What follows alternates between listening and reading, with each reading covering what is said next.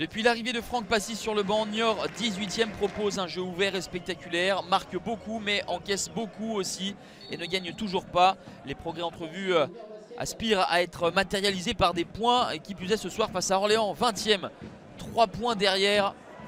La première situation notable, elle est pour les joueurs de Didier Olé-Nicole avec ce ballon en retrait, et il faut une double parade de Quentin Bratt pour empêcher l'ouverture du score de l'USO. La reprise est signée Édouard Butin, la première titularisation pour l'ancien Brestois et Sochalien. Il a effectué des changements, Didier Olé-Nicole, par rapport au match contre Rodez en milieu de semaine, avec notamment Préjus Nakoulma et Johan Molo qui ne débutent pas. Mais il y a un beau visage montré par les Orléanais. 0-0 à la pause. Les deux formations se sont inclinées lors de la dernière journée en milieu de semaine, et ce après avoir mené au score. Défaite 4-3 à Dornano pour les Chamois, revers 2-1 à la source face à Rodez pour l'USO.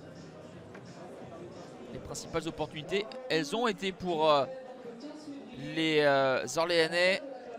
Franck Passy n'a pas vu la fougue et le jeu débridé des derniers matchs. Alexandre Letellier, le nouveau gardien de l'USO depuis le mercato hivernal, n'a pas eu grand chose à faire, et il va devoir s'incliner à la 74e minute avec le but de l'inévitable Ibrahim Sissoko. 13e réalisation pour Ibrahim Sissoko, dont 5 buts lors des 3 dernières journées.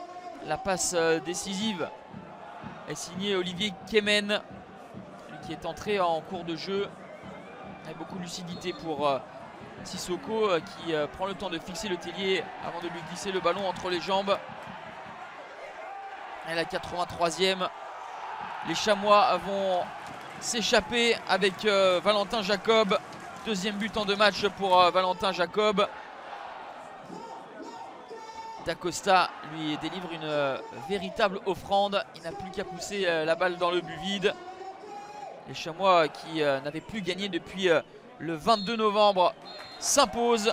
Première victoire pour Passy avec Niort, qui l'emporte 2-0 et sort de la zone rouge tout en prenant 6 points d'avance sur son adversaire du soir. L'USO subit sa 4e défaite en 5 matchs et pointe à 5 unités du barragiste désormais.